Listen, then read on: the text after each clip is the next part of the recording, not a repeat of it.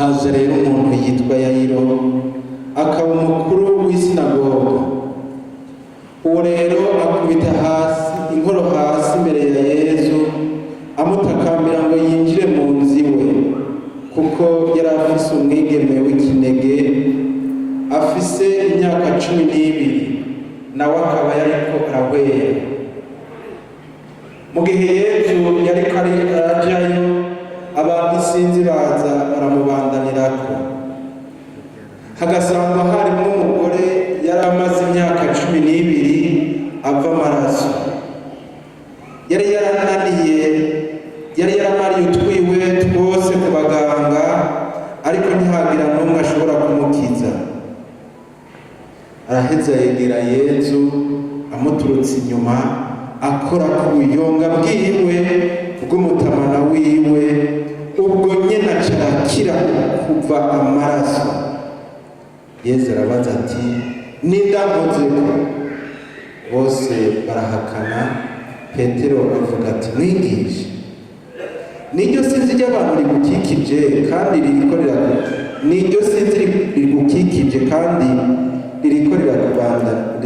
rirakugundanirako."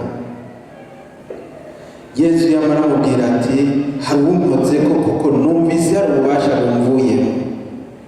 Nyamugore abonye ko yaruhiye kumenyekana, aregera ajugumira, akubita ifukamiro hasi imbere yiwe, yiganira imbere y'abantu bose icatumye mukorako n'ukuntu yaciye akira ubwo nyene. Yesu nawe amubwira ati, "Ewe mukobwa, ukwemera kwawe kuragukijije, igira amahoro." Akiriko aravuga, haza umuntu avuye kwa wa mukuru w'isinagoga amubwira ati, "Wa mwigeme wawe yamaze gucikana, ntiwirige urazembagiza umwigisha." Yesu avyumvise amwishura ati, "Ntugire ubwoba, emera gusa, araza gukira." Ashitse ntihagira uwundi akundira ko binjirana mu nzu atari Petero, Yohana na Yakobo, hamwe na se w'umwana na nyina. Bose bariko bararira bamucurira intimba, ariko Yesu we arabwira ati, "Reke kurira, erega ntiyapfuye, ahubwo arasinziriye." Bo rero baramutwenga kuko bari bazi ko yapfuye. We rero amufata ukuboko, araheza ashira ijwi hejuru ati, "Ewe mwana, vyuka." Nyamwana arahemuka, ubwo nyene aca arahaguruka. Yesu aca ategeka ko bamugaburira. Abavyeyi biwe baratangara, ariko Yesu arabihanikiriza ngo ntihagire n'umwe babwira ibyabaye. Twakirize yombi inkuru nziza ya Kristo. Yegera Yesu amuturutse inyuma, amukora ku buyonga bw'umutamana, ubwo nyine aca arakira ko kuva amaraso. Luka 8:44, ariko inkuru nziza yose ni kuva ku murongo wa 40 gushika ku wa 56. Bavukanye, iyi minsi mumaze, ntanteka ko mumaze kumva uburyohe Imana ifise. Abashitswe n'ubwo buryohe niryo shingiro mwumvise ryasangiranganira Yesu, kandi mubimenye, urondera Imana n'umutima wiwe wose azoyibona, naho ishengero ryoba ari rinini azoyibona. Harahirwa mwebwe murondera Imana. Ngo Yesu rero asubiye inyuma, ishengero riramusanganira kako bose bari bagumye bamurindiriye. Abantu bari bagumye barindiriye Yesu, bagumye barindiriye ko Yesu ahindukira, ko Yesu agaruka, ko Yesu aza. Bagumye barindiriye, ndasubiyemo, bagumye barindiriye Yesu, bagumye barindiriye Yesu. Ndahimbawe n'uwo wese yagumye arindiriye Yesu. Aleluya. Muri mwebwe hariho abagumye barindiriye Yesu, hariho abari bamaze iminsi barindiriye Yesu, hari n'abamaze imyaka barindiriye Yesu. Nimuhimbagwe mwebwe mwari mwagumye murindiriye Yesu.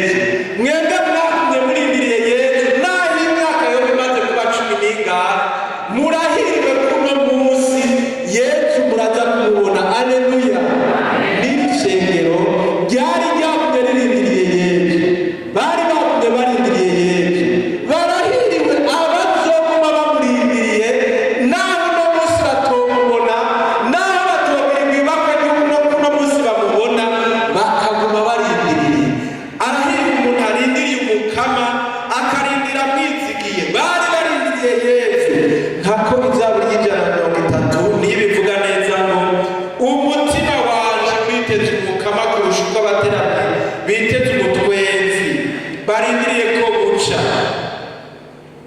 Iyo zaburi iratwumvisha neza ko abiteze umukama bakamurindira bateranye bazomubona. Mbere ku murongo w'indwi n'umunani hacavuga ngo Isirayeli niyizigire umukama kuko ubuntu bubarizwiwe kandi urukiza rushitse rubarizwiwe. Umukama ni wakiza Isirayeli ibyaha byayo byose. Aleluya. Ni by'ukuri umutima witeze umukama uzomubona. Mbere neza muri no mu gitabo cya Isaya cya 55 kirabivuga neza ko abarondera umukama bose bazomubona. Mu bari barindiriye harimo umugore atazi ko aza kurondera ibakwe ryo kumubona. Yesu bwiwe yaramuretse kugira ngo amubone. Uyu mugore ntabuzi neza ko yarazi bya Yesu. Ico yarazi cyane barabagaye. Sinzi ko mwabyumvise. Umwanya wose yari yamutaye aja kubaganga. Ntiyarazi neza ibiza kumubako. Mugabo yagumagira ati, yibwira mu mutima ati, uwo Yesu yonca n'impande nopfuma ndamukorako nkakora no kubuyonga basi. Kandi Yesu yaramuretse asanga yamukoze kubuyonga. Uyu muntu yaramurindiriye, yararindiriye gukiza iminsi myinshi. Mugabo iyo minsi yose yararindiriye, nimba atari imyaka, kuko bavuga ko yari imyaka 12 musomya Akarongo ka 43, yari amaze umwanya muremure arindiriye ko azobona urukiza. Mugabo yarondereye ahatariho, ntiyari bwigere arindira Yesu. Mugabo umunsi umwe ajaho ishengero ririndiriye Yesu. Nkako uno mugoroba ntihabuze abari aho bibaza ko hatanga ubuzima, mugabo habuzikanya kubuzika. Yesu nawe araheza aramubwira, bavukanye kuba Yesu yaramuretse akamukora niba umugore yagiriwe. Mwabyumvise ko yaramaze umwanya muremure, ariko kandi ko yaguma asongwa n'ukuja ahantu akaronka urukiza. Umvirize namwe murabe ukuntu umukama ari mwiza. Harahiriwe umuntu amuhungirako. Nimwubaha umukama se bw'aberanda bemwe, kuko abamwubaha ataco bazokena. Imikurira y'intambwe irakena igasonza, ariko abarondera umukama nta ciza na kimwe babura. Aleluya. Ni Zaburi ya 34 kuva ku murongo w'9 gushika kwa 11. Bavukanye mwese nimba mwaje kurondera umukama, ni ivy'ukuri uno mugoroba naho mutomukorako wese ntimubura n'ubuyonga mukorako.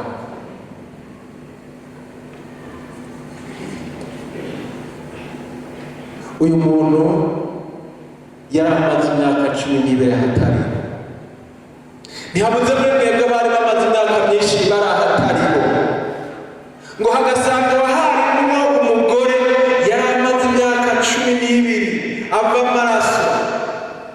Yari yamariye utwiwe twose kubaganga, ariko ntihagira n'umwe ashobora kumukiza. Yesu ngira ngo ahejeje kumukorako yagize ati, wa mugore kore sawa, kuko iyo myaka yose yari amaze azembagirika birababaje. Mwebwe sinzi ko muraja kwa muganga ngo bateme no kubakira byonyine, birababaje. Iyumvire naho bagiye bakakuvura, mugabo ntibagire ico bakumarira. Yagize ko bamumarira utwiwe, agira no kurya ibyo bamuhaye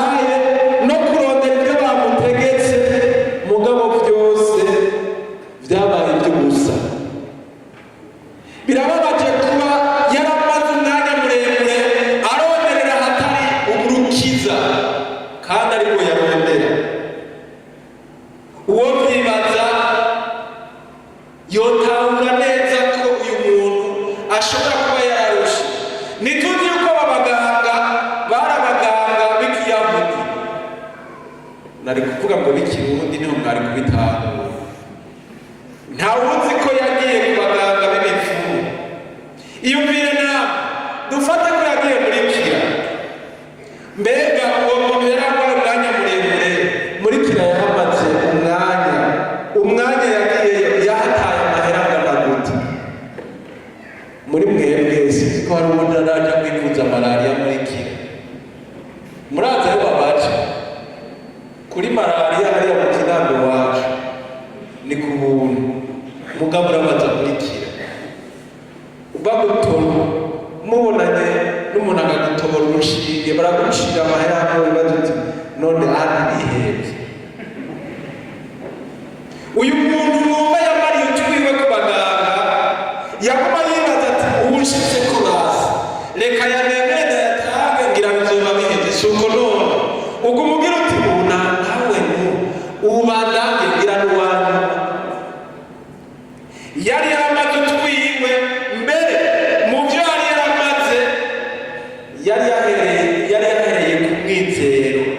Yari yaramaze umwizero wiwe, nta mwizero yari agifise. Yaguma agira ati ubwo uyu muganga ngiye ko niwe wanyuma cyangwa ni nka dogiteri naka. Aho rero twahereye ku baganga b'imiti y'imutse y'igifaransa. Yoba yagiye kuba Ikirundi bo hari abo bashobora kuba bamutumye ibikere by'ibigori aja mu myonga agize kuba arwaye umugongo, bamubwira bati genda uze uragaragura urondere igikere cy'ikigori nicyo kizogufasha umugongo ucurye umugongo wacu.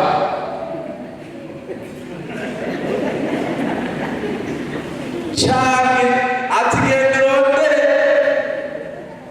igiti isazi uyirondere n'amaraso ucunywa amaraso yayo, ni ayo maraso azocahagara yapfa amaraso. Ntituzi ibyo bamubwiye byatumye bimusonga. Icyo tubona ni uko byagiye biramusonga. Birababaje nawe kuba warashoboye guheza ibyawe ukabihereza ugaheza utwawe ntibigire icyo bikuviriyemo. Ababyumva bokumva ko uyu mukenyezi ariwe yahejeje utwiwe gusa. Mugabo nawe ushobora kuba waramariye urukundo kuba atakumarira icyo washaka. Abakobwa muri ngaha mwiriwe neza, murakomeye. Ni sawa. Nibyo uwo mukenyezi mwumva yajya kwivuza ntawuzi ibihe yamaze agenda yibaza mu buhohara bose. Abakobwa bari ngaha urukundo rwabo rwamaze gutima, nimba rutaheze nimba rutapfuye, baguma bagira bati wewe ngezeko ngira basi ndaza gukunda. Si uko none ati ngira wewe n'umuntu wamubona mu rushapuro ukagira uti yo hari igihe ushika mbere n'imbere y'umuganga wamubona mu stethoscope yambaye mu mugongo uti ngira wewe ndaza gukunda. Nico kimwe n'igihe uhuye n'umuntu yambaye urushapuro uragira uti ubu ngira biraza gukunda. Yamara hari igihe ubonene ariwe utako utwawe rwa rukundo wari ufise ugasanga rwahereye kuri we. Abagore bari ngaha bari bibaza ngo bahaye urukundo abagabo, kumbe si abagabo n'ibitega. Bagaheza bakabarira urukundo none rwaraheze. Bavukanye uyu mugore ntawe nzi mugabo ashobora kuba ava mu bwiza cyangwa hambavu yawe. Mugabo icyo tubona ni uko utwiwe abisi bari baratumaze. Erega ashobora kuba ari ubu mwicaranye mumbwira uti polisa uti polisa erega nawe uri umugabo ushobora kuba uri umugore yamariye utwiwe mu bisi.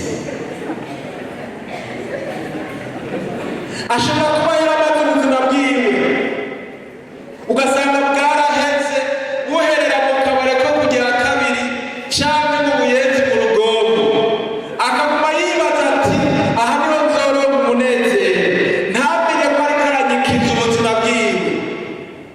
ushobora kuba wagumanye icyizere kigateba kigapfa kuko wagihereje kubaheza bakaguhemukira. abamariye amahoro mu bitatanga amahoro bibaza ngo bagiye kurondera amahoro bangana iki? abamariye umunezero mu bitagira mvura bibaza ngo bizakubazanira umunezero bangana iki? uri rero n'abamaze ubukristo bwabo bagatakaza ukwemera kwabo bagiye gupfukamira abatagira nabo bapfukamira, ukura ukuguru nabo bakaganya, ukibaza ngo barafise ubuzima boguha nabo bagoba ikivumvu.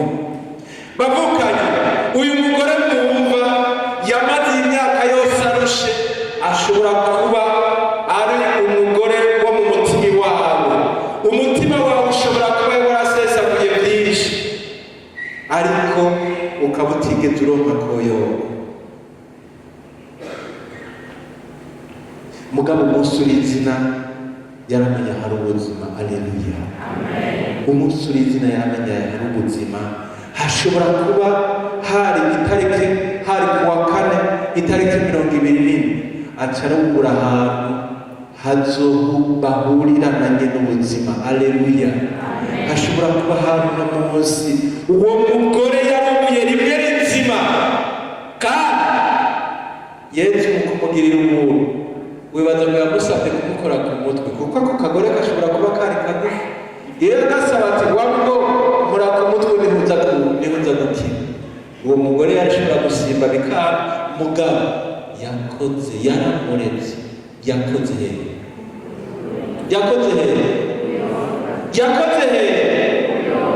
kubuyonga.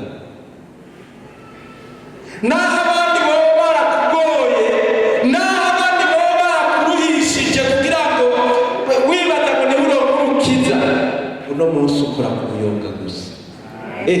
kubuyonga gusa. ntuza kurinda ngo Yesu ngo turinde gutahana. oya, ahantu hari abantu babiri, hari Yayiro ashaka ko bataha, hari n'uwundi yishakira gusa ubuyonga. barizwa muri komite ushaka ko gutahana dushake hagombe habe kubuyonga gusa. twese tuvuge tuti hagombe habe kubuyonga gusa. hagombe habe kubuyonga gusa. Aleluya. hagombe habe kubuyonga gusa. mugabo numva ububasha bwa Yesu bumuvuyemo. Aleluya. kandi uno munsi murumva ububasha bwa Yesu bumuvuyemo. muraza kubwumva uno mugoroba. Aleluya. ntibisaba ko mukora ku mutwe. oya. ntibisaba ko baza kubona umugabo Yesu burya. oya. ubuyonga gusa. Aleluya. kandi urashobora kuba tuti none sinahora ndaberererere uko wahora ubigenza sinakunda. mugabo ubuyonga gusa. ubuyonga none burakita. kora ku mutwe wawe wumva ntihari kubuyonga bazi wumva hari n'ububasha bwumva muga ku buyonga bwa Yesu. Aleluya. yahuye rimwe rizima na Yesu. hari igihe umuntu aronderera hatari kandi biramuruhisha. uyu muntu yagize ukwemera kudasanzwe niko kwatumye ashobora gushika ku rukiza ruzima. Yesu ntiyarinze kuraba uwo mugore. mbe hagati ya Yesu n'umugore ninde yatanguye kubona umuntu? sabwe ni Yesu yatanguye kubona umugore. sabwe ni umugore yatanguye kubona Yesu. abavuga ko ari umugore yatanguye kubona Yesu ntibagire gutetura. abavuga ko ari Yesu yatanguye kubona umugore ntibagire gutetura. mukomera amajipo nkabo. nicyerekana ko mwigishijwe mukamenya. uyu mugore akimukoramo yagira ati uyu muntu ntazi, reka jewe sohoke nkore kubuyonga gusa. ngiriwe muri komite yeze nakumva uti ntabwo nza kwinyegeza ugasohoka uti yeze nakumva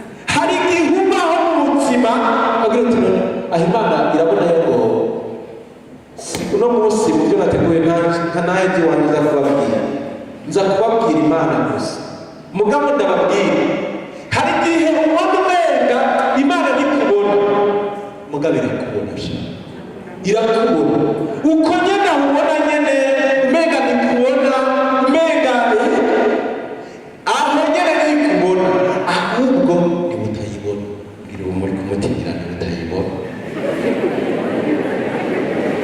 yoyo irakubona niwe ushobora kutayibona ubundi yaba wayibona wapfa gukora kukuki kubuyonga gusa bariza rero turayibona none uturayibona none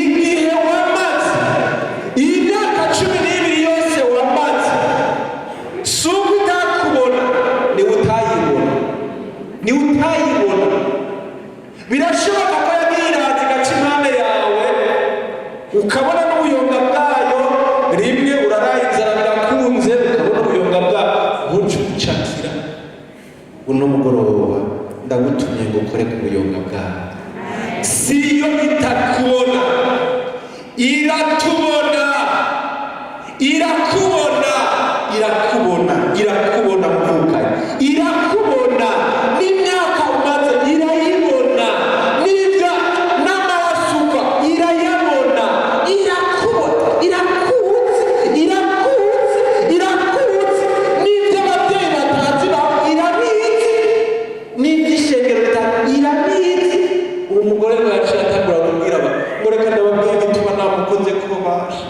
yewe nabo bariyumvirira nari ndabizi ibyo nari ndabizi shengero ryari bariyumvirira Imana irakubona ukwemera kuba mugore niko kwatumye abantu bose batangara kugeza kuri Yesu nyene yaratangaye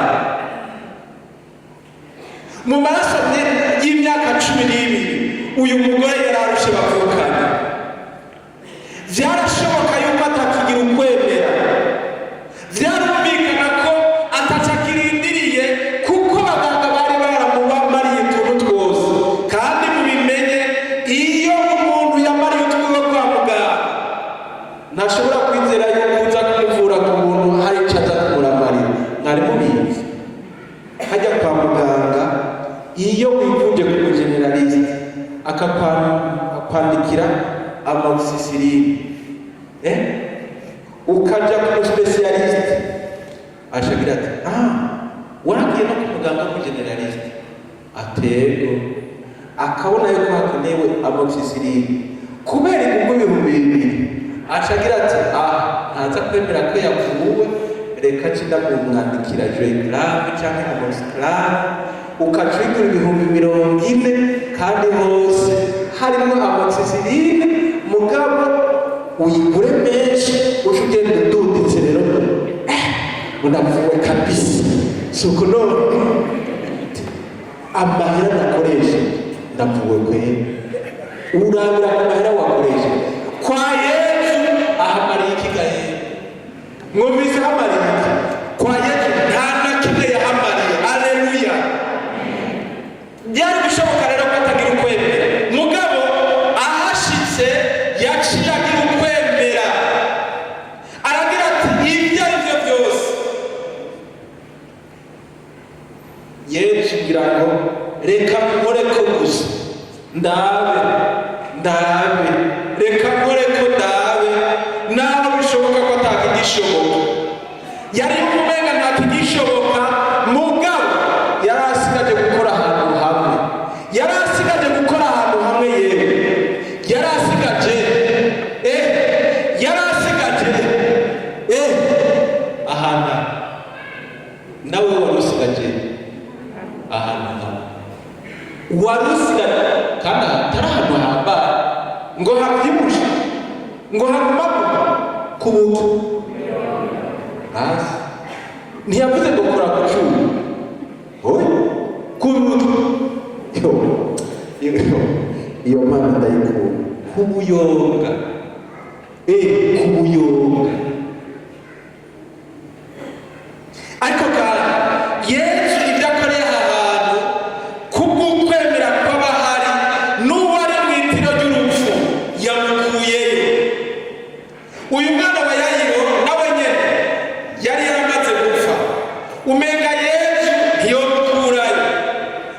yamara Yesu yaratsinze kandi n'uwazokwama atsinda. Wenyene bari baramuhamvye yarerekanye cy'ububasha bwe kuvuga. Yesu yararindiriye byose birahera, abaganga bose barahera, impwemu zose zirahera muri ka kigeme, acaraza. Aleluya! Yaserutse byose byaheze, byose byaheze. Abaganga bari bagerageje, reka iyo yaba yivuje kuri babiri gusa bari kugira ati ibyo naho utari kujya kwa Yesu na Dr. Sofoni yari kubigira ubwo none ati ibyo naho utari kubigira na Uzanye yari kubigira ibyo nuko utagiye umugabo yari yagiye akabaganga bose ngo ntacyo abari byahubwo bigira bimusonga. Yesu arareka mbere bikamusonga. yewe iyo Mana kugeza areka aka gakobwa ngo yari agafise ari kamwe arakareka, n'impemu zirahera, impemu zirahera. Dukomere amashyi ko mwebwe impemu zitarahera. Erega wowe none muri mwebwe harugira mwebwe, hariho umuntu muri mwebwe afise ibintu bihambaye yabyazanye biruta kubura impemu. Mbarizi bo muri kumukino hari ibyo wazanye biruta gupfa. Aho kiriko ibintu wewe wazanye biruta kuba warapfuye. Ibiki kutarapfa, menya ko umuntu ufise n'ubuntu busanzwe. Yesu uyu muntu ngo imwe zari zaheze yapfuye, kugeza aho bamutwenga Yesu ati wewe n'umutwe yapfuye. Bamwe baramutwenga abandi bakarira. Byashitse na ca gihe mu isabato yavuye Mariya Madalena na Mariya nyina wa Yakobo na Salome bagura ibimoga neza bajana gusiga umubiri wa Yesu. Ku munsi ukurikira isabato bazinduka mu gitondo kare bashika ku ruhavu izuba rirashe. Barabazanya rero bati uza gutembagaza ryabuye ryugaye uruhavu tuza kumukura hehe? Barahavye babona ryabuye ryatembagariye iruhande naryo ryari amahanga. Binjiye mu ruhavu babona umusore yicare ku ruhande rw'iburyo yambaye ikanzu yera, bagwa mu gahundwe. Nawe arababwira ati ntimugwe mu gahundwe, Yesu w'i Nazareti murondera umwe babamba ujya yazutse ntakiri ngaho. Eheraba aho bari bamubitse. Gende rero mubwira abigishwa biwe cyane cyane Petero muti yabatanze mu bugarire niho muzomubonera kumwe yari yanabwiye. Basohotse baca bava ku ruhavu barahunga bahinda agashitsi kandi batamariwe, nta n'umwe babwiye ikintu na kimwe kuko bari bagize ubwoba. Erega birateye ubwoba. Yesu wenyine yayiriretse, barahondahonda ku mutwe, barahonda n'amacumu, icyo bafise cyose baragira uko bashatse. Arareka wenyine, n'impemu zirahera, n'amaraso yanyuma arapfa, n'amazi arapfa, arireka. Wewe aho urafise ibintu biruta gupfa wazanye ngaha ngo ni ubuntu bw'amakanseri. Amakanseri biki none warapfuye sabwe, ni ubuntu bw'umuserire bwapfuye bwapfa. Ibyo bito vuga muti ibyo bito vrema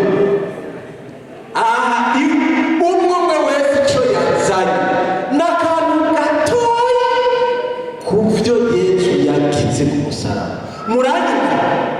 Kandi ibyo yagize ni impamo. Ari gukubitwa yarakubiswe, mwumvise benshi sa bagira ati mbega none naho turiko turagenda rwabo nindaja kudutembagariza sabwe wowe hariko urubuye rwanda uravye urubuye ruriko hariho bamwe bugati ibibuye ego baragerageje barakugariza n'ibibuye none ubwo rubuye Yesu ruraza sabwe ruraza kumunanira turaza kuhashika bavukanye nimubimenye ukwemera ntigutetereza ukwemera ntigutetereza abizigiye umukama n'isi by'imbeshere bazomubona ntimuzotetererwa igihe cyose muzokwemera umukama naho mwopfa muzonzuka aleluya naho mwoba mwarapfuye muzonzuka nico gituma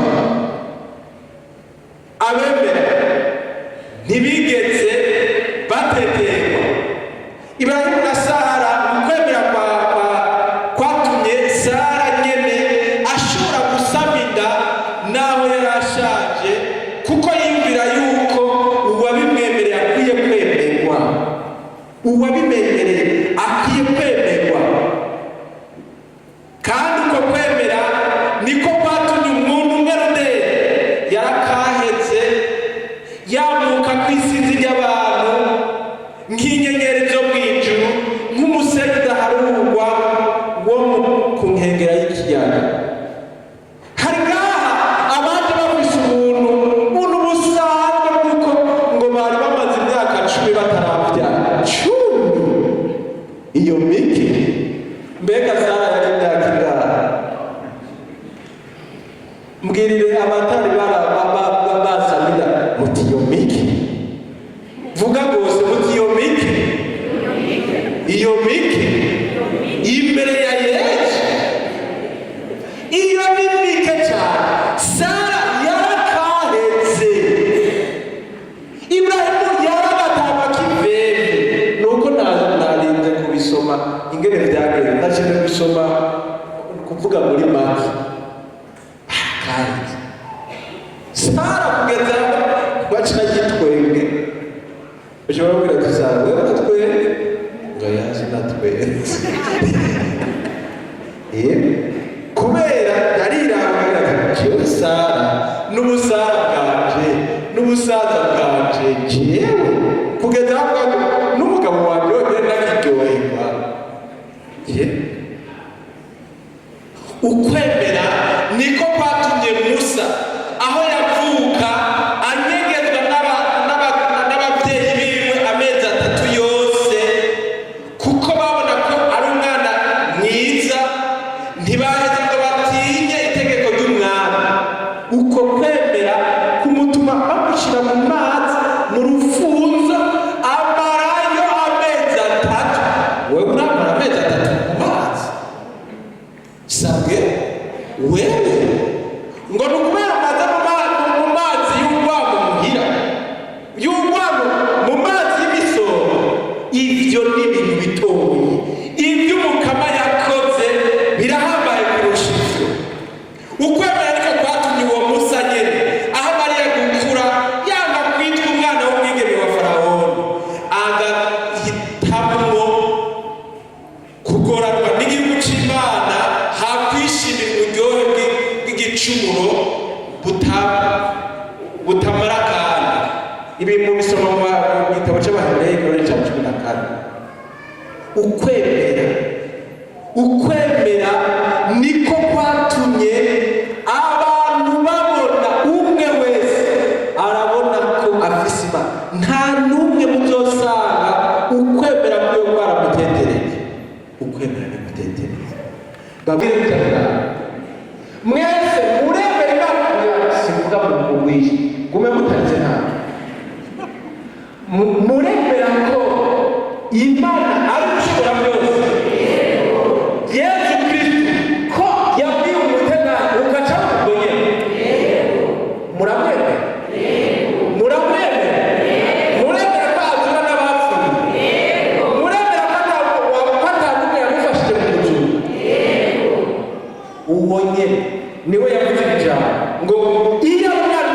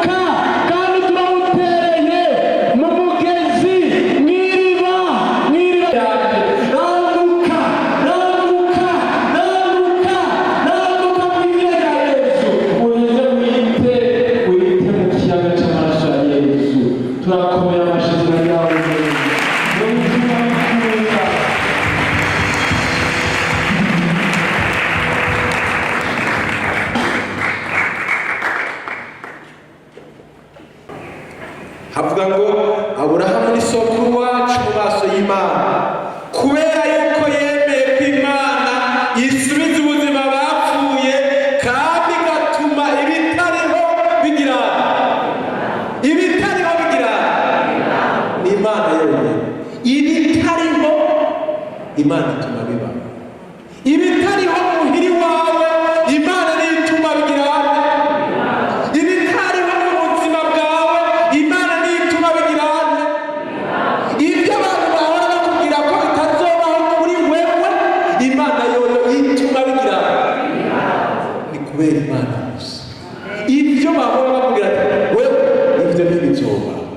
Imana ibyo byavugwa n'abantu. Imana ku bwayo ituma ibitariho bigira niyirema, kandi muno mugoroba irarema ibitariho birabaho, ibitahoraho birajaho kuko ni Imana irema. Mbere ngo mukabashikiriza ijambo Yeremiya ubugira kabiri igihe yari akibohewe ku kibuga cy'irekero, avuga ati nguko uko Umukama avuze, we yagize ibyo byose, Umukama bihingura kandi abikomeza, Umukama rikaba ari ryo zina ryiwe. Nyambaza nanjye nzokwishura, nzokumenyesha ibintu bihambaye, ibintu bihishijwe kandi utaruzi. Aleluya. Yeremiya cya 33 kuva ku murongo wa 1 gushika ku wa 3 hari ijambo rikomeye ngo nguko uko Umukama Imana avuze, we yagize ibyo byose, Umukama abihingura kandi akabikomeza, Umukama akaba aryo zina ryiwe. Nyambaza nanjye nzokwishura, nzokumenyesha ibintu bihambaye, ibintu bihishije kandi utaruzi. Iyo Mana niyo yagize byose, Umukama niwe ngo abihingura kandi akabikomeza, azobikomeza. Ibijogajoga azogira hari umuntu ugasanga arafise ibintu mugabo bikaguma bijogajoga, ibintu akabironka mugabo bikaguma bijogajoga. Umukama azobikomeza. Abafise ibidakomeye Umukama azobikomeza. Abakifise ingo zijogajoga Umukama azozikomeza. Aleluya. Abafise ibijogajoga, ubuzi bujogajoga, Umukama azobukomeza. Kandi ibyo ntabigira kera, icyo avuze arakirambura. Aleluya. Ngo nyambaza nanjye nzokwishura, nzokumenyesha ibintu bihambaye, ibintu bihishije kandi utaruzi. Ni mu karongo ka 3 k'icyo kigabane nyine. Ijambo ry'Umukama rirarema abavukanyi. Ibyo abwirije biragambuka kugeza aho Yesu ngo yuriye ubwato, abigishwa biwe baramukurikira. Hanyuma rero mu kiyaga haduka inguruma amahanga, mbere ubwato buraregerwa n'ibisebuzi, nawe akaba yarasinziriye. Abigishwa biwe baramwegera, baramukangura, bamubwira bati Mukama dutabare turatikiye. Araheza ababwira ati ni kuki murabanyabwoba abantu mwemera buhoro? Araheza arahaguruka akankamira imiyaga n'ikiyaga, haca haratekana rwose. Aleluya. Yesu nakankamire kandi haca hatekana rwose. Abafise imiyaga Yesu apfa kuvuga gusa, uno mugoroba niyahaguruka araza gukankama rimwe gusa, basi imiyaga iranuma kandi haca hatekana rwose. Mu mubiri wawe ahahora urwara, ahahora ibisebuzi, uza kuba hatekanye rwose. Kandi hariho abo hamaze gutekana, ab'imisonga yari itunereje hamaze gutekana kubera Imana. Aleluya. Niyitegeka hagatekana rwose. Aho ni muri Matayo 8 kuva ku murongo wa 23 gushika ku 24. Bavukanye Yesu nk'uko tumubonye muri iri jambo, ibimwitirirwa byose, muranyuma, ibimwitirirwa byose bikora ibitangaza. Icyo narakibonye, mwari mubizi. Naho bovuga ngo iyi mikoro ni ya Yesu, ukabyemera uti ijya mikoro ni ya Yesu, niho buri gitangaza ko mwari mubizi. Ubuheruka abavukanye bo muri paruwasi Kinama muri Hanover Charismatique bagiye muri pelerinage i Muyaga, hanyuma bariko baragira témoignage baca batangura kuvuga ingene bagiye kuryama mu mva ya Yesu, ngo mu mva ya Yesu ngo nararyamye ngo navuye bariko bashika intara abari bafise imisonga bavuye bakize imugera Yesu niho yahawe sa niho yahabwa imugera sa bapfa kumwitira bati haje nimva ya Yesu basi karaba biba biheze aca iyomva ikora ibitangaza muravyo uwo musaraba ngombe ndaguheza cemwe uwo musaraba nuwa Yesu niwe Yesu yabambwe biba biheze muravyo biba biheze nico gituma burya buyonga mwebwe ntimwakoze kubuyonga bw'iwanyu mu kumvira nta n'ikidonoka n'isanze n'ibwoyama gwikuvemo mugabo ubuyonga imaze kuri impuzu ya Yesu bazi biba biheze. N'ejo rero mubifate nkama iri nama tuvuga iri ni jambo ry'Imana vyaheze rirashobora gukora ibitanga nari mwitirira iki tahe mpfa kwemera gusa mpfa kugira ukwemera turi kumwe. Nico gituma izina rya Yesu bwa mbere niryo rikiza, turi kumwe, niryo rikiza. Petero ngo yuzuye na mutima mweranda avuga ati bakuru b'ibihugu namwe bakurambere kuba uyu munsi mutubaganira kubera iciza twagiriye umuntu w'ikimuga mukatubaza icyo twagikirishije nimuze mwabimenya mwese n'igihugu c'Isirayeli cumve ko ico kimuga cakijwe n'izina ry'umukama wacu Yesu Kristu umunyanazareti umwe mwebwe nyene mwabamba Imana ikamuzura akava mu bapfuye. Iryo zina niryo ryakije uwo muntu ahagaze imbere yayo. Yesu niwe ryabubatse mwebwe abubatse mwataye ryabaye ishingiro ry'ifuruka, kandi nta handi hari umukiriro atari muri we, nkako munsi y'ijuru nta rindi zina abantu bahawe ryagenewe kudukiza. Ibikorwa by'abatumwa kimwe cya kane umurongo w'umunani gushika kwa 12. Iryo zina rirarengeye imbere n'ubuyoga bwiwe. None nimwabura ubuyoga bwa Yesu murabona n'izina rya Yesu na Yesu sabwe nimutamushikira ku buyoga biranga ko mushikira basi izina ryiwe. Nico gituma nitwavuga ku izina rya Yesu biraheze biba biheze nitwaba twemera. Nico gituma umutamana wiwe umugore yapfuye gukora ku buyonga kubera wari umutamana wa Yesu karaba biba biheze. Ndibuka igihe Moses yaza ini Burundi baragira ubuntu bw'ubutambara abakizwa bakaca bazungagiza hejuru ngo buriko burakiza abantu bakazungagiza hejuru gutya ngo akirukiza ubutambara bwo mwicara hano bakaja kugura ubutambara mwicara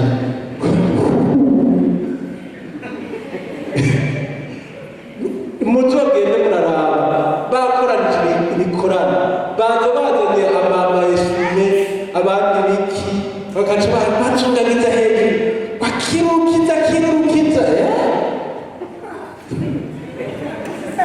kubera nyene nico gituma abakiriye Yesu mukuri n'igihe ari muri bo ibibavako nabo nyene biraheza bigakiza kugeza aho Petero bari basigaye bamurindira bakaraba ko igitutu ciwe coca ku bantu kandi ngo baje bakira kubera hari mu Yesu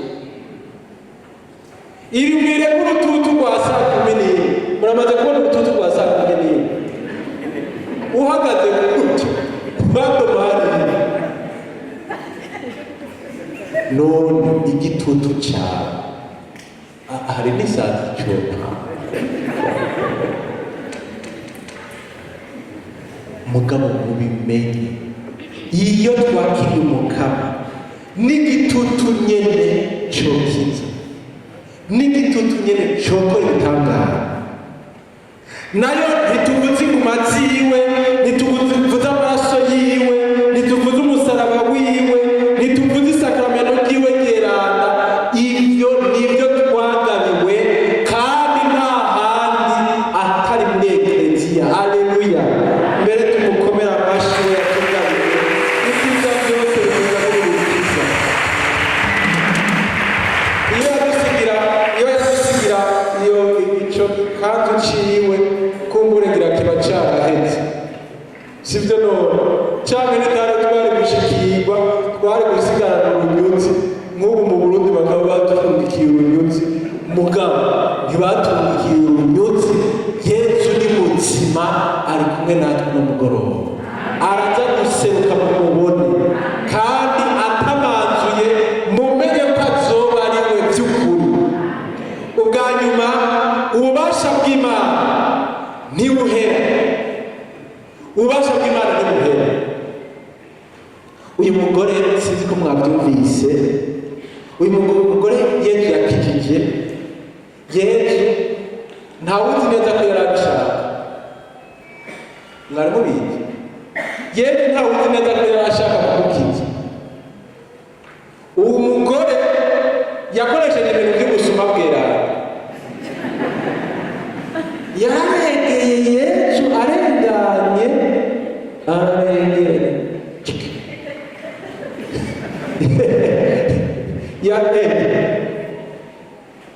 basi ukwemera kwiwe kwakweza ububasha muri Yesu.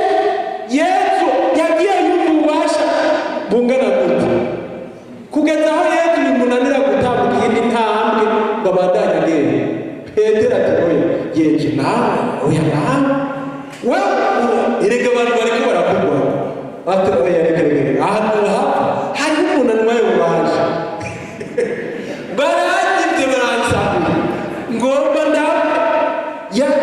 yamutwaye ububasha bwinshi kugeza aho agira ati oya simva oya ndonderera harimo ntiyavuze ko hari umugore mugabo wewe yari akeneye kuraba hari uwo mugore afite uko kwemera kumushikura ububasha bumwe yumva atosubira no kugendagenda ngo abandanye iyo yaje. Yesu ububasha bwiwe ntiburi kuri we, ububasha buri mu kwemera dufise. muranyuma si ububasha bwiwe bwatanzwe gukiza uyu muntu, ahubwo ububasha bwo kwemera kwiwe k'umugore kwatumye akira, kwatumye akira abavukana. nico gituma mubimenye ububasha bw'uyu mugore ntibuhagaze ku bubasha bwa Yesu, buhagaze ku bubasha bwo kwemera kwiwe. muranyuma Yesu yagiye yumva ububasha bungana n'ukwemera kwa wa mugore bumuvuyemo atoya simva ngaho. bagerageza bati oya bariko bagomba ko ari benshi ntugire ugukoze ahoga we umuntu agukoze ku muyonga ngo mwumva sa kandi Yesu murazi ko yambara ibihuzu by'ibinyebeti ugira yarabanisha. ubu hariho umuntu umukoze ko ukoze no ku igufu urashobora kubona umuntu yambaye hamwe umukoze wowe ukoze no ku igufu kubera kubanisha. bwayo byari ibinyebeti, mvuze ibinyebeti si ukumuvuga nabi bakavugwa neza, ni ukuvuga ko zari zisanzwe ntiyari gushobora kumva umuntu yamukoze muga yapfuye kumukora yumva ububasha buhatswe guhera andirigiye buhatswe guhera kubera ukwemera. Yesu acakuraba amubonye yaciye abona vy'ukuri ko uwo muntu afise ukwemera. Mbega mwebwe murafise ukwemera kuza gutuma Yesu aguhindukirira? Yaratevye arahindukira. Ububasha bw'Imana bavukanye ntibuhera, ahubwo buhera ku kwemera kwacu. Ubwo bubasha bumuvuyemo bwari gutuma ashika kwa Yayiro akabura ububasha akoresha. Si uko none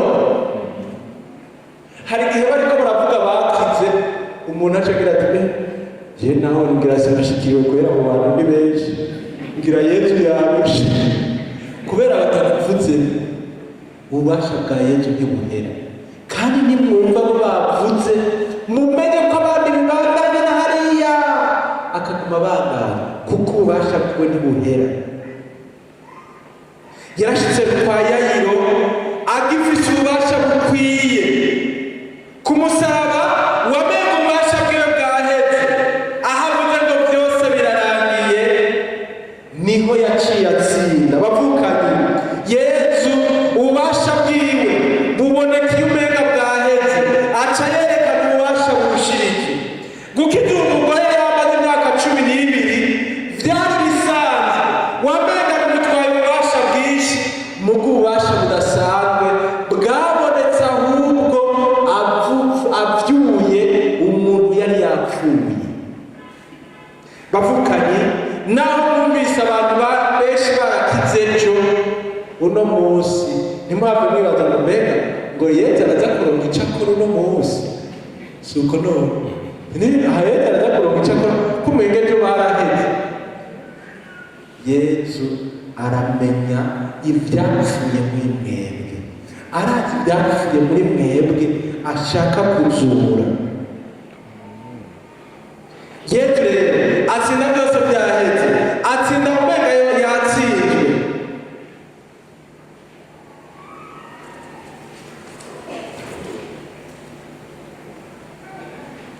Yesu kandi nimubimenye ntaburanirwa ngo agire ngo ko bariko barariragurika reka nisubirire inyuma ngo nibyo. Oya, ntabwo uko abigenza ntaburanirwa. Nico gituma abigishwa biwe baburaniwe bagatinya abantu mu bwinshi bwabo, batinye kubarekura ngo ahubwo bagasaba Yesu ngo nibamungo nabareke basubire muhira baje kuburondera utwo barya. Yesu ataburanirwa, yababwiye ati bicarike n'ahari 5,000 barafungura. Aleluya. Yesu ntaburanirwa kubw'ububasha bwiwe. Uko yari niko azokwama ubu n'imyaka yose.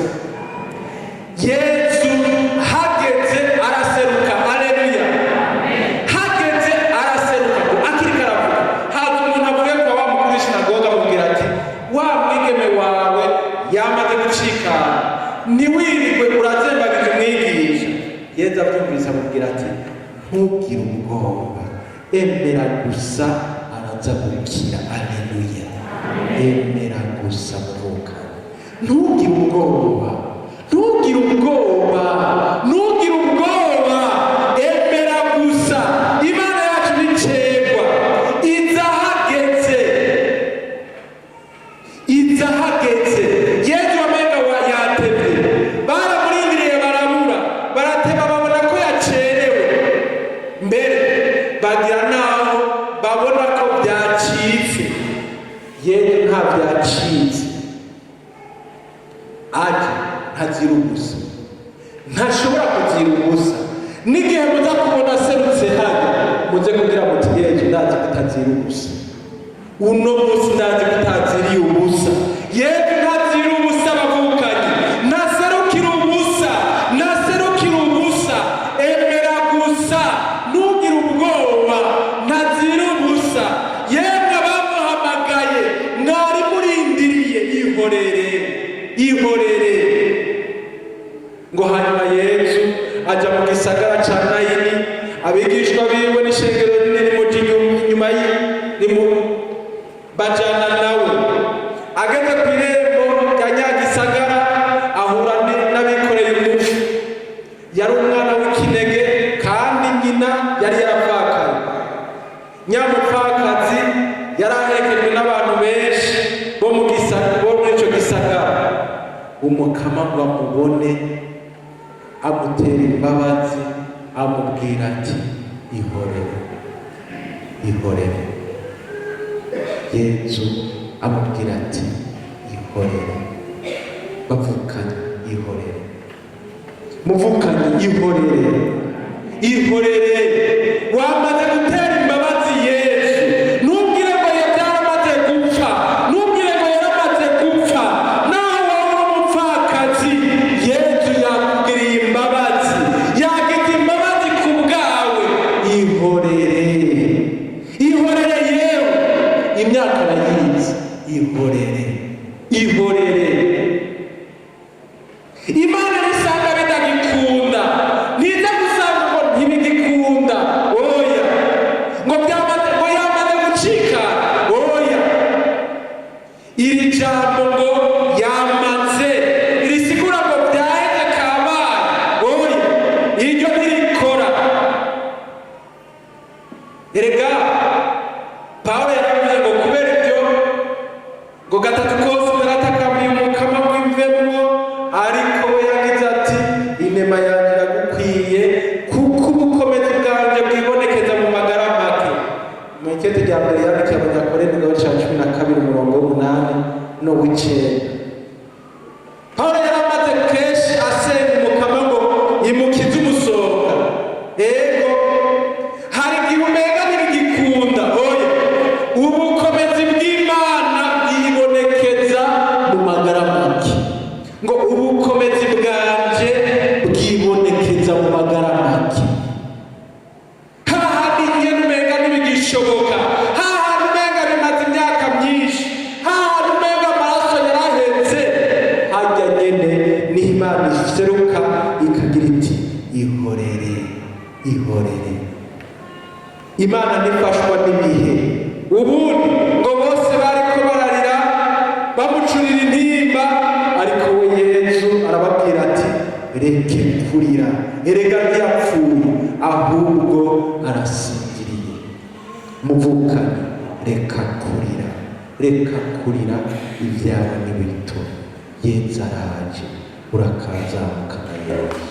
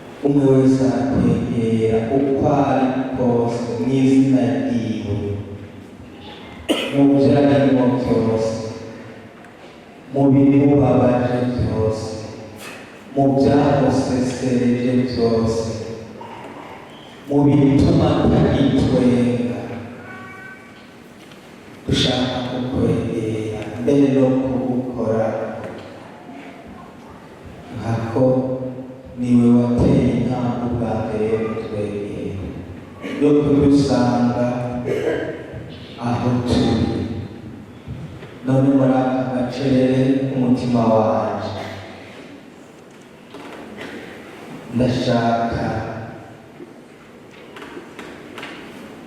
kudahunga ibibabaje byose. Mbere ndashaka wowe nyine ubinyereke muri aka gacerere kugira ngo ndabikweguriye kuko uraje ubwaje wakaza Yesu urakaza Yesu urakaza Yesu.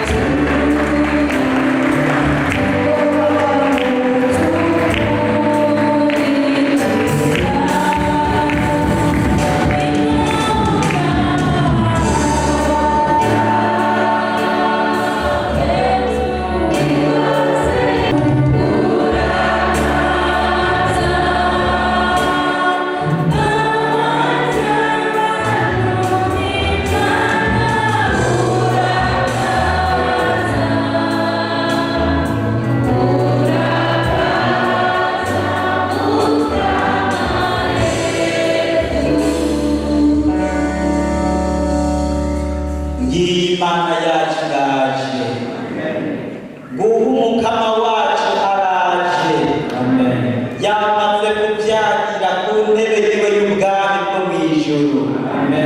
Ubutuma byose bibaho yaje, uwaremye ijuru n'isi yaje, abyagiye hagati yacu.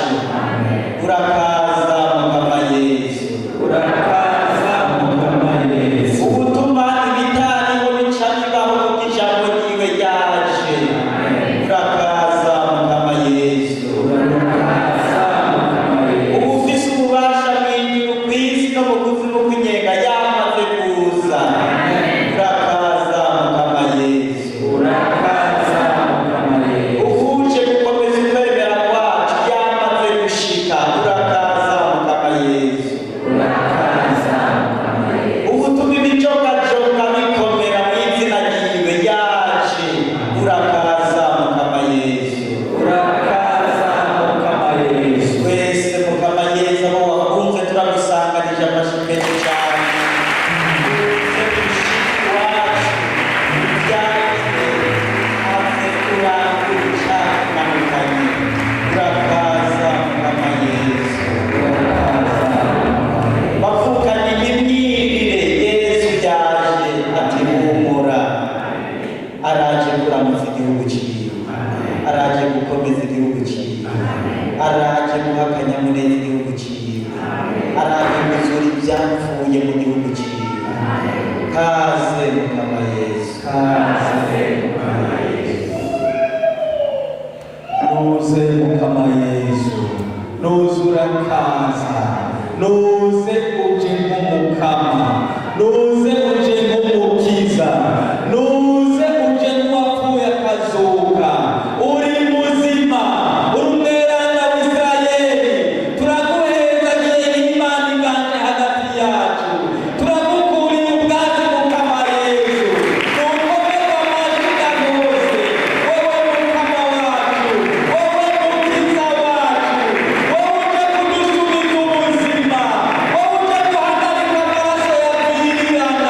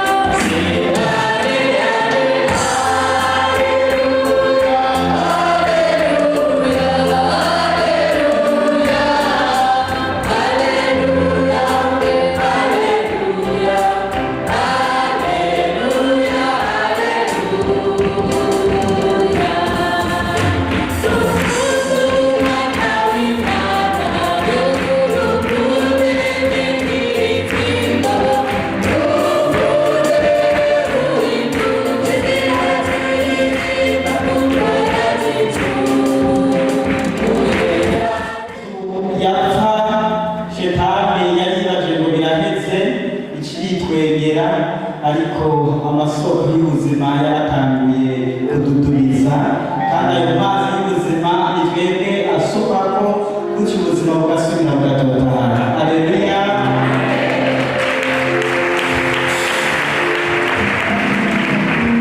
Kuva dutangira evangelisation, Yesu avuga agira neza, nagomba kubabwira ko Yesu bitamurambira kugira neza. Nubwo ntarambirwa, kandi mwebwe muzorambirwa. Sinegeranya Yesu yamaze gukora. Hari uwagikeka? Hari uwagikeka? Imana ishimwe cyane.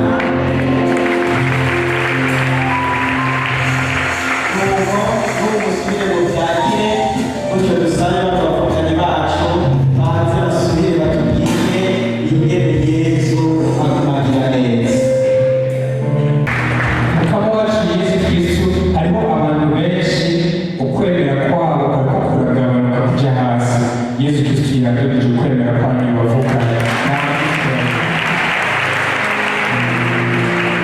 Hari umwigeme amaze amezi 3 atabona amaraso.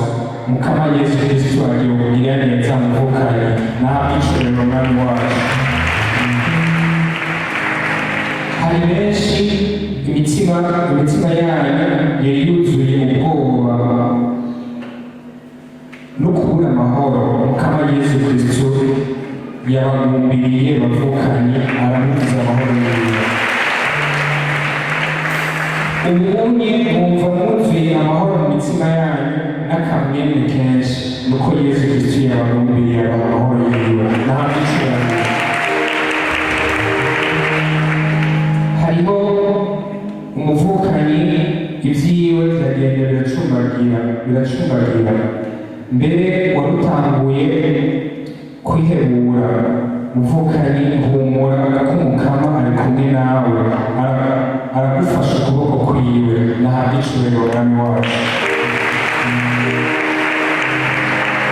Yesu ni Mukama, Yesu ni Umukiza. Patiri yababaje. Muracatekereza n'ejo, muremera uyu munsi ko Yesu ari Umukama, byose bishobora kugira abashobora.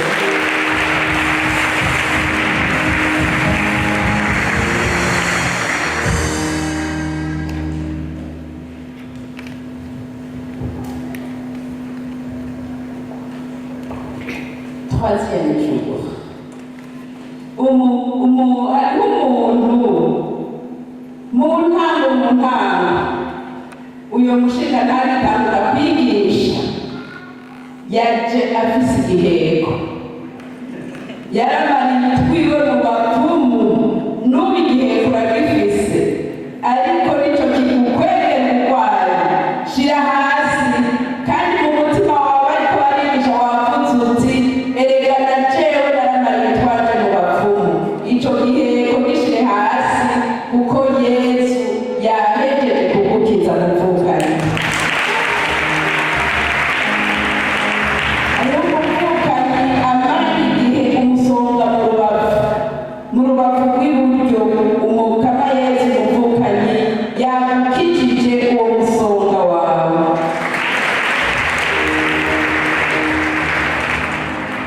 Hariho umuvukanyi yari afise ububabare bwinshi mu kuboko kw'iburyo.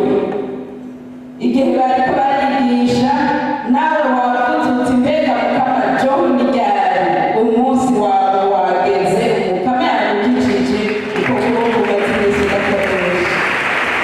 Hariho umwana mutoya maranye igihe indwara ya asima, ahema vyana.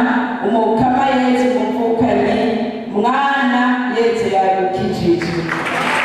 Muvukanye urumaze iminsi mikeyi muri krize ya esitoma. Yesu Kristo yahagaritse iyo krize, kandi na esitoma yaca yigukiza n'abicurero mwami wacu. Hari umuvukanyi badodobereje barakubeshera, byarakugoye kugira ngo urekurire abo bantu bakugiriye iyo nama yo kukubeshera. mukama yesu kristo yaguhaye ubukomezi bwo gushobora kurekurira abantu bakabona bakoresheje hari umuvukanyi mukama yaramuteye iteka amuha akazi. Muri ako kazi kiwe yaratangiye guhura n'ibihuhusi by'abantu bashaka kumudodobereza ngo bamukure mu kazi, ngo bamwirukanishe mu kazi. Yesu kristo yagendera ku kazi, arahagarika umugambi wawe.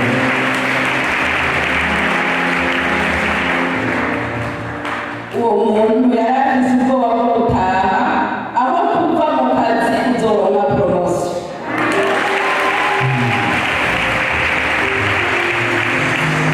Hari umuvukanyi arwaye syndrome de Tourette, ni indwara ifatira mu mutwe, indwara zo mu mutwe.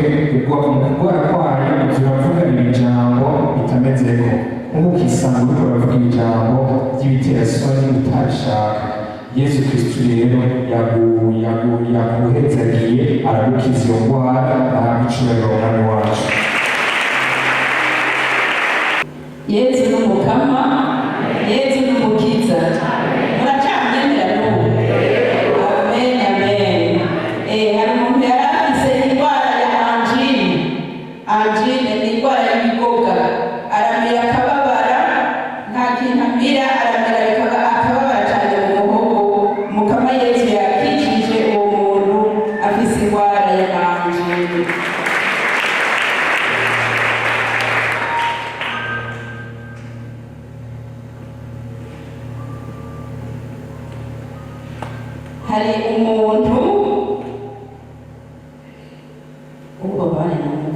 Hari umuntu yasavye Yesu ahaba, yagumye asaba Yesu ngo mukama Yesu ntabaza nanje ahomba. Mukama Yesu yakugabiye ahuba, vuba uzobona ibintu bibohotse, uzotangura kubaka.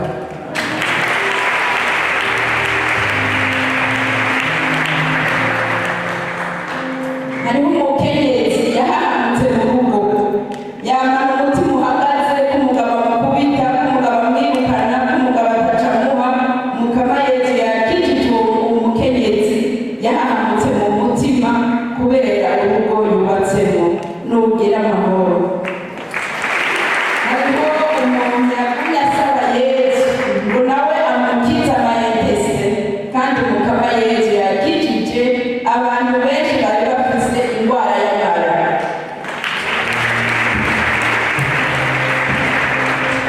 Umuvukanyi yavuze umuntu arwaye amasigo, nanjye ndavyemeje.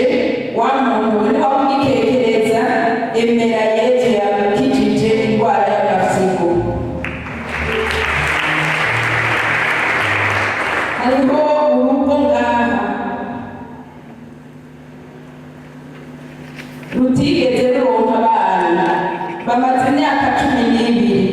Ikimenyetso ni uko umugabo wawe muri uyu mwanya ari ngaha, wahora usenga wenyene, ariko uyu munsi umugabo wawe yaguherekeje. Mukama Yesu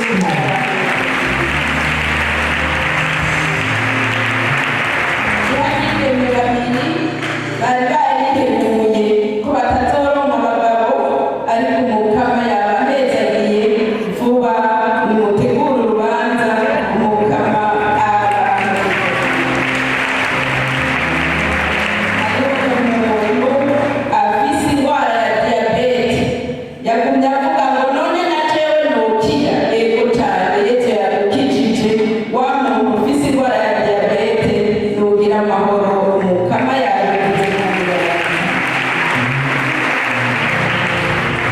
Hariho umuntu amaranye igihe indwara y'umugongo, araribwa cane umugongo. Mukama Yesu umuvukanyi, nawe wenyene Mukama yakugendeye.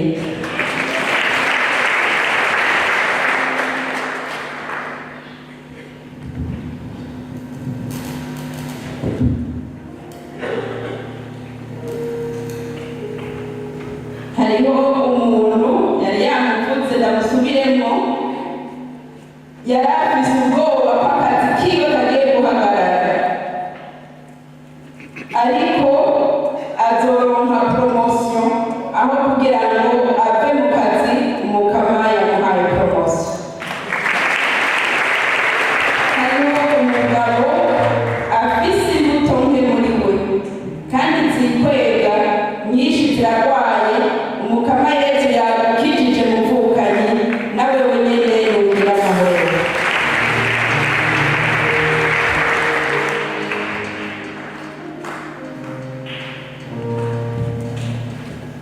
Yesu n'umukama, Yesu n'umukiza, Yesu ni ijambo w'Imana, Yesu ni Imana iri hagati yacu. Tumukorere amashyi.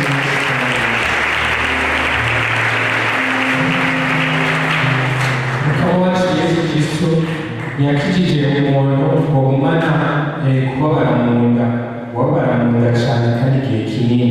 Yesu Kristo yakijije muvukanye sangwa ruzava ku mwana wacu Yesu Kristo. Hariho benshi babizwe n'ishitani yabatera gutekereza. Mukama Yesu Kristo yababohoye ishitani bavukanye n'ababishoboye. Hariho umuvukanyi amaraso yawe yiruka cyane rwose.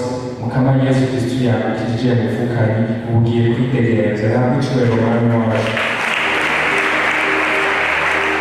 Hari umuvukanyi warwaye hypertension. Mukama Yesu Kristo yakijije umuvukanyi sanga urukiza ruva ku mwami wacu Yesu Kristo. Hariho benshi urwaruka Mukama yabohoye imitima y'amashitani yari babohoye mu busambanyi. Yesu Kristo yabohoye urwaruka umusango w'ubwoko kuva ku mwami wacu Yesu Kristo. Hari umuvukanyi warwaye amavi. Yesu Kristo yakijije sanga urukiza ruva ku mwami wacu Yesu Kristo. Hariho umudamu afise inyatsi. Mukama Yesu Kristo yakubohoye kandi araguheza iramuvukanye.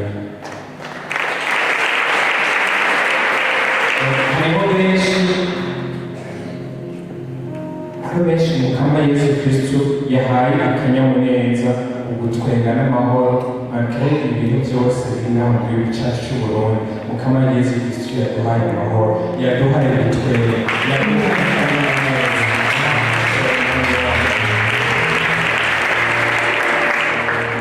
Yesu n'umukama, amen. Yesu n'umukiza, Yesu ni Imana yacu. Hariho umuntu yari yaravumwe muvukanyi. Mukama Yesu Kristo yagukuye ko umuvumo araguhezagira n'ababishoboye umwami wacu. Hariho abantu babiri, umwe afise ikibazo c'inzara zo ku maguru zinjira mu mubiri, uwundi zirazukuruka. Yesu Kristo yabakijije bavukanye n'umusango uzava ku mwami wacu. Hariho umuvukanyi arwaye mu mapfumo hawe afise ingorane. Yesu Kristo yamukijije ubu yidegenja sanga urukiza ruva ku mwami wacu. Yesu n'umukama, gato muturaba reka n'ubuyeza ariko arakiza, n'ubuyeza ariko arakiza, n'uwo tutavuga yeza aramushikira. Ubunyene yeza arakijije umuntu arwaye ibimeme anuka mu maguru. Umukama arari nazi.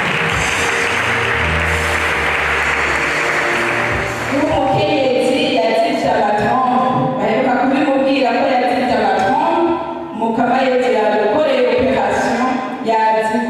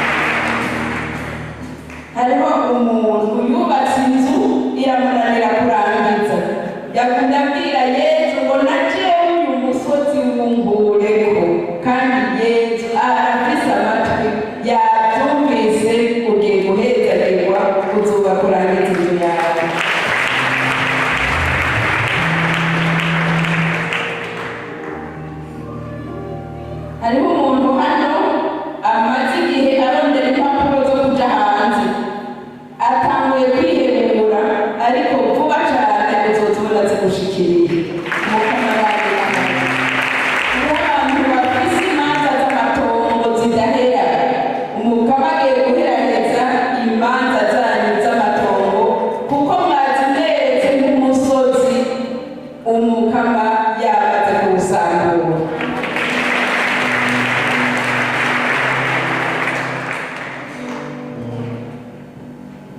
hariho umuntu yarenganijwe mu kazi, umuvukanyi yari yamuvuze, yarenganijwe mu kazi, ikimenyetso waramaze no kwitwara, umukama agiye kugusubiza mu kazi kawe, uzokabamo gushika kuri pansiyo.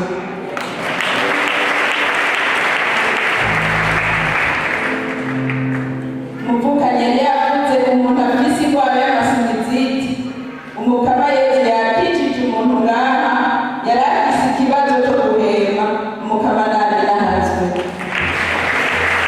yavuze kandi umuntu afise indwara ya esitoma, umuntu yari arwaye esitoma, umukama Yesu yakijije uyu muntu. ntiyari arwaye esitoma gusa, uwo niko ndavuga, yari arwaye umutima kandi yari arwaye na esitoma.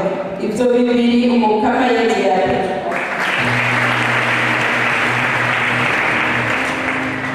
hariho umuntu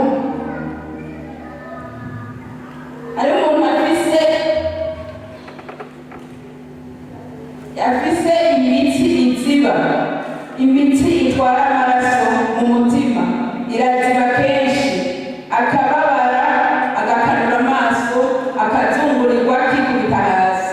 umukama Yesu yarangije iyo ndwara yawe, umukama yarangije. hariho umuntu afise amaraso avurirana mu mitsi, sico kimwe n'uyu aziba imitsi, wewe afise amaraso avura. umukama Yesu yakijije uyu muntu afise amaraso adatembera neza kuko avurirana mu mubiri, umukama nani nahazwe.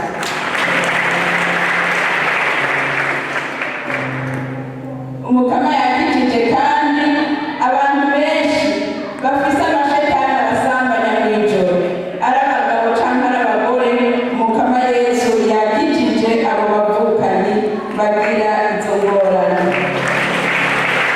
akijije kandi n'abagira indoto mbi, hariho abarota inzoka, hariho abarota biruka, hariho abaguruka mw'ijoro, umukama Yesu yakijije abo bantu bose bafise ivyo bibazo. Yesu n'umukama, amen. Natukana batoma bene sije, bene batoma. Mukama Yesu Kristo agira neza, amen. Mukama wacu Yesu Kristo n'ubunyene aciye arakora, amen. Wanda imubwira ati Yesu nanje murako, Yesu nanje mbohora, amen. Ko ari ngaha nico camuzanye. hariho umufukanyi warurwaye ukuboko ku kubamfu, mukama Yesu Kristo yabikijije. ikimenyetso igihe Yesu yagukiza wumvise nk'inyanya mu kuboko kwawe, Yesu Kristo yaraje gukiza umufukanyi. Sanguruza riva ku mwami wacu Yesu Kristo.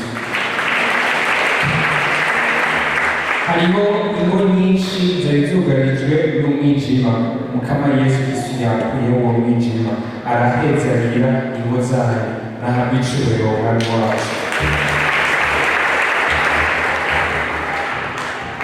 umukama Yesu yakijije umuntu yari arwaye amaguru, amaze igihe arwaye amaguru. wa muntu we, haguruka utambuke kuko Yesu uwo musozi w'amaguru yamaze kuwukurako. nsubiyemo ibyo umuvukanyi yavuze, wa muntu urwaye amaguru, turemeje ko Yesu Kristo yamaze kugukiza. tugire Kristo.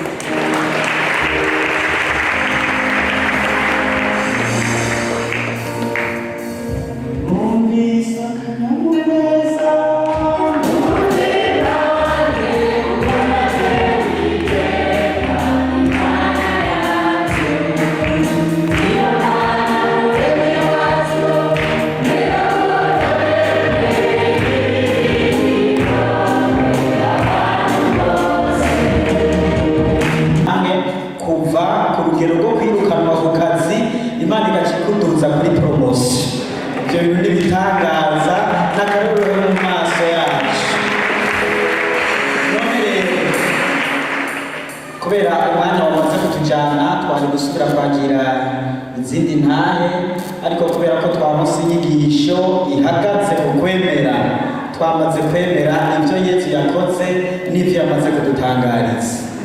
Patiri mukuru yambwiye yuko kuzorondera ikindi gihe kugira ngo abo boye bumvise bakize, abo bisaba impapuro zo kwa muganga bazoze bazanye n'ivyemezo kugira ngo baheze badushingire intahe. None rero nagomba kubatumirira no ku munsi w'ejo. Ejo ni finale, ejo ni fyekuru.